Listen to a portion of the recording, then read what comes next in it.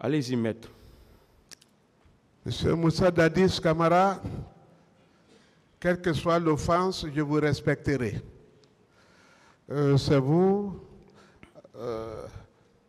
l'enseignement de l'instruction civique, la déontologie et autres. Je crois que c'était dans votre programme, hein? C'est ici maintenant que vous parlez du respect devant le tribunal. Ce que vous avez fait dehors est extrêmement grave. Donc ce n'est pas la peine de parler d'instruction civique. Seulement, je n'ai pas voulu me plaindre au parquet. Posez la question. Laissez le côté d'instruction civique. D'autres pour vous en parler. C'est le lieu d'ailleurs de rendre hommage à Maître Zokami, hein? Votre principal avocat, Maître Zokami. C'est un jeune avec qui je parle au moins 2 heures chaque jour. Bon, ces derniers jours, on n'a pas parlé. Des questions, maître. Voilà, question. Hein? Voilà.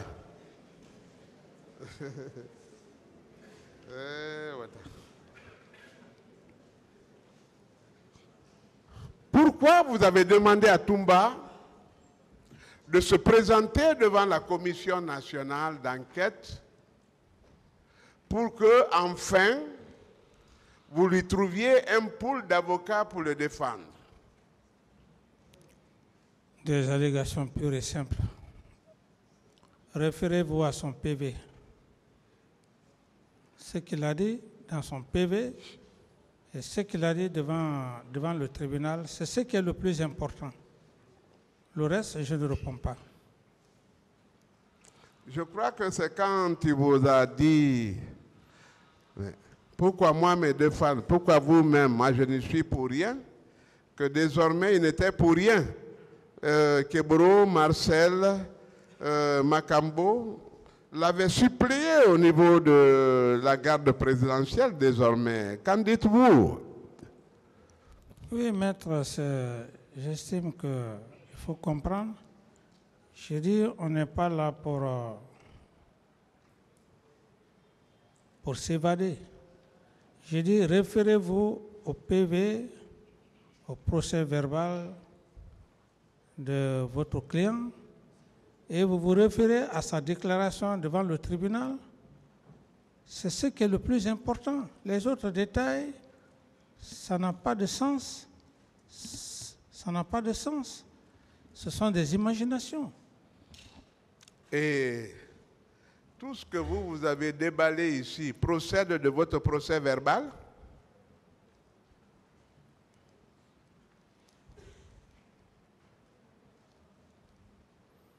Veuillez reprendre ou je reprends si vous n'avez pas compris.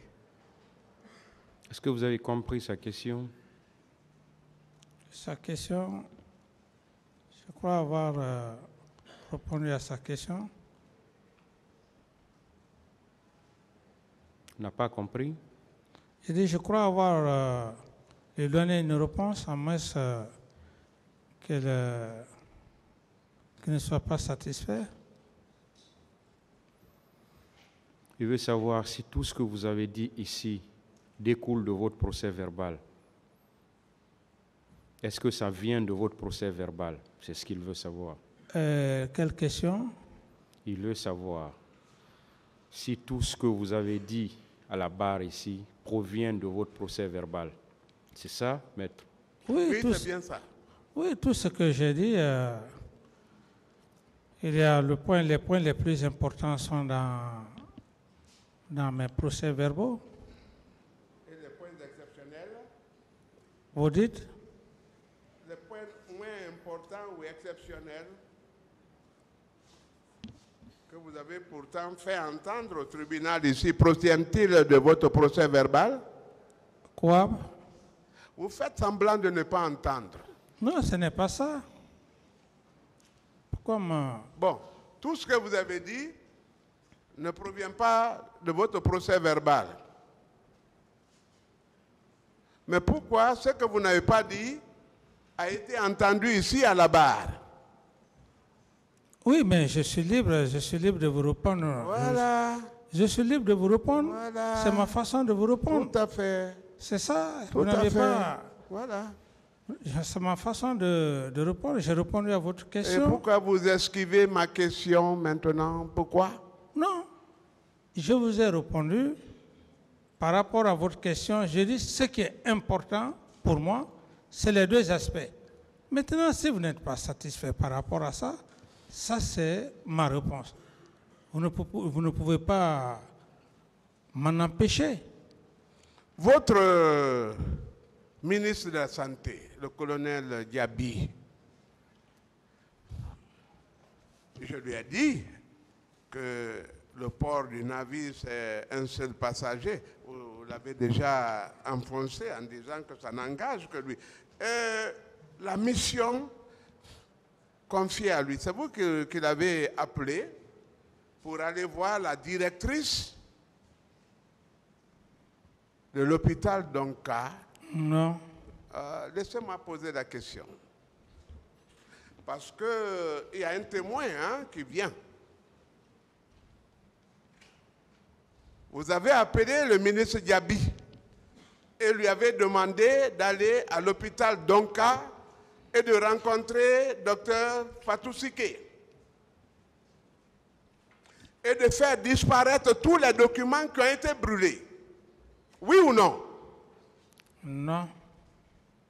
Mais les documents ne se trouvent pas. Et Fatou Sike, devant le professeur Amara, a demandé aux agents de se servir des papiers volants pour les enregistrements. Oui ou non? Mais je ne suis pas ministre de la Santé. Ah, donc la charge incombe à lui, hein? Non, mais je ne suis pas ministre de la Santé, s'il vous plaît. Que cela soit entendu. Et en même temps, vous rappelez que je n'ai aucun ordre à donner à Mme Sike. Elle ne relève pas de moi. Elle relève du ministre de la Santé. Il faut bien vous en informer par rapport à tout ça. Le ministre de la Santé, il est là, il a passé devant vous. Donc, je ne réponds pas à la place du ministre de la Santé. Si vous avez d'autres questions liées à ça, peut-être une prochaine fois, vous aurez l'occasion. Dans quel intérêt irait-il détruire des registres destinés? Je ne sais pas. Je ne sais pas qui a détruit des registres. Vous ne savez pas. Mais cela ne l'a jamais empêché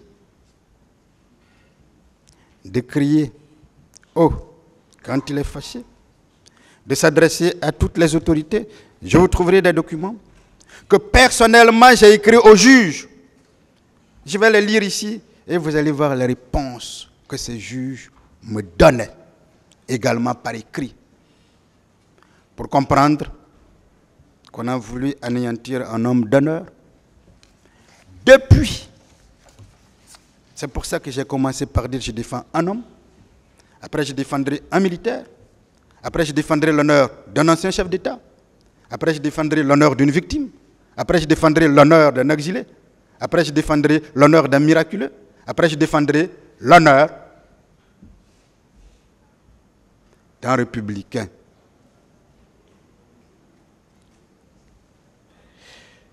Je rappelle que quand on parle de déshonneur, parce qu'il est en détention,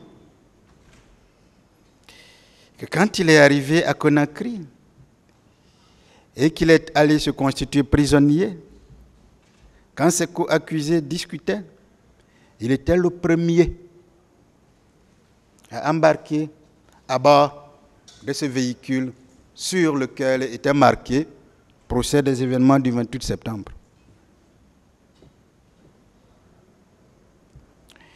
Je rappelle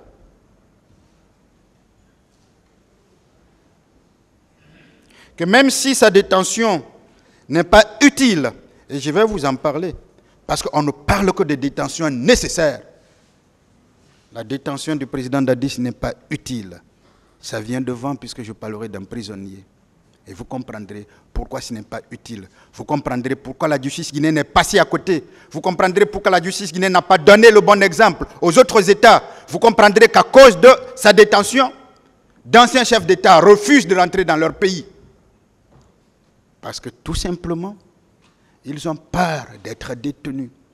Parce que ceux qui s'engagent sur cette voie-là sont humiliés, sont déshonorés.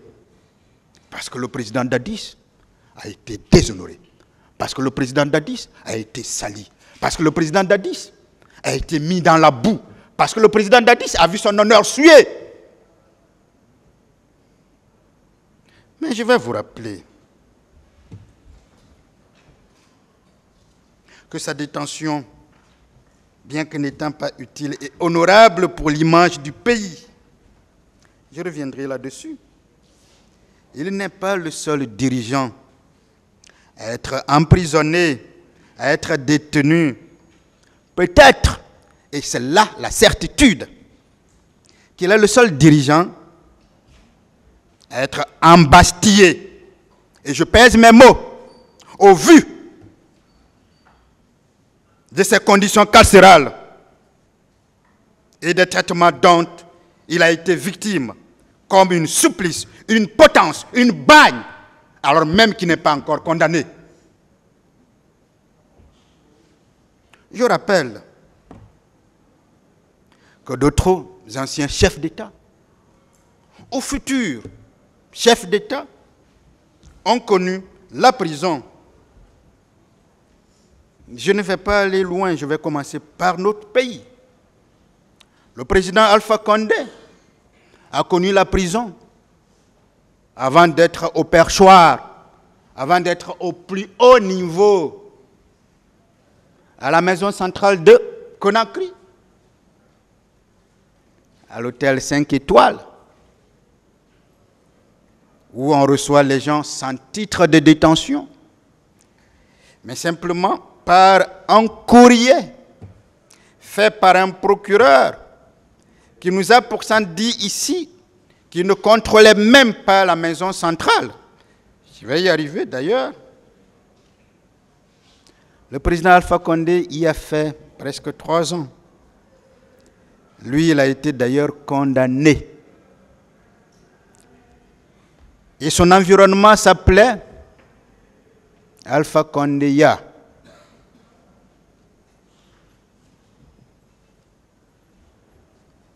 Mais il a quitté là-bas. Il a fait 11 ans de pouvoir. Et nous connaissons la suite.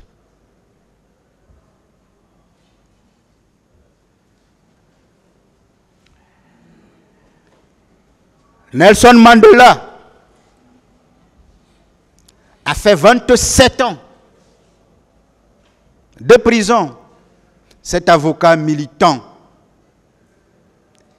qui a passé plus d'un quart de siècle détenu simplement parce qu'on ne voulait pas qu'il soit opiniâtre.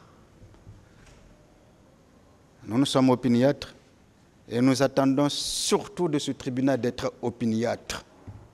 Nous attendons de ce tribunal de savoir observer. Nous attendons de ce tribunal de savoir faire ses propres opinions.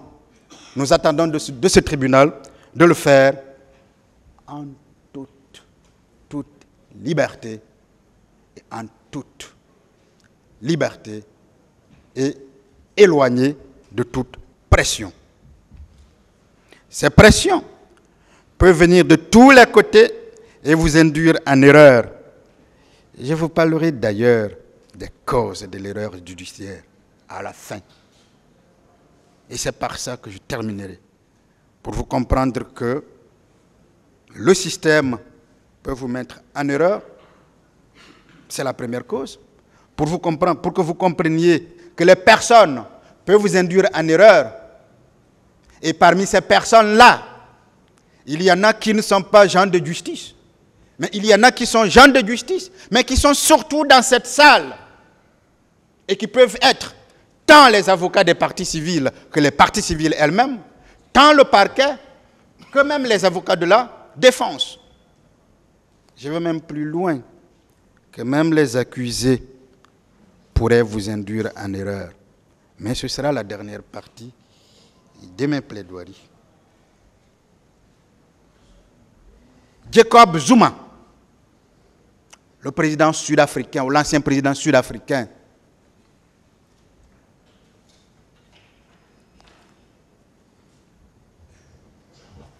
est allé en prison, a été détenu.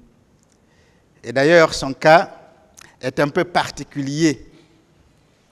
Il n'est pas allé pour l'affaire pour laquelle il était poursuivi, mais il y est allé pour avoir attenté à l'honneur des magistrats de la Cour constitutionnelle. Voyez-vous encore comment vous incarnez la noblesse? Un homme qui a été le premier magistrat de son pays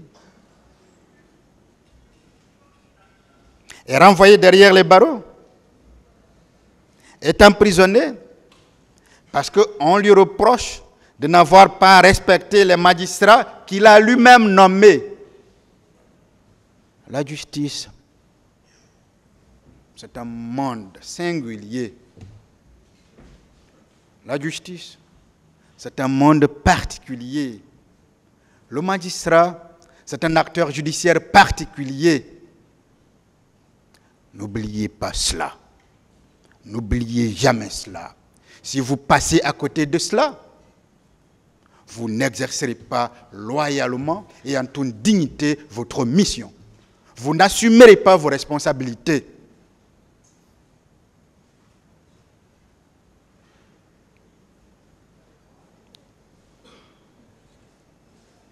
C'est donc de la présidence qu'il a connu 15 mois de prison.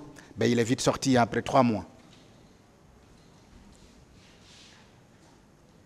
Le président Laurent Gbagbo, l'ancien président ivoirien, a dit un jour, mais la MACA, c'est mon deuxième domicile. En fait, la MACA, c'est la maison d'arrêt centrale d'Abidjan. C'était son deuxième domicile quand il était opposant. Parce qu'à tout moment, chaque fois que ça n'allait pas, étant le seul opposant de feu, président Nana Félix Houphouët-Boigny, il était toujours là. Il s'était habitué au point de dire à tous qu'il avait 2 domiciles. Celui-là où est effectivement situé le centre de ses affaires, son principal établissement, sa maison, sa demeure. Et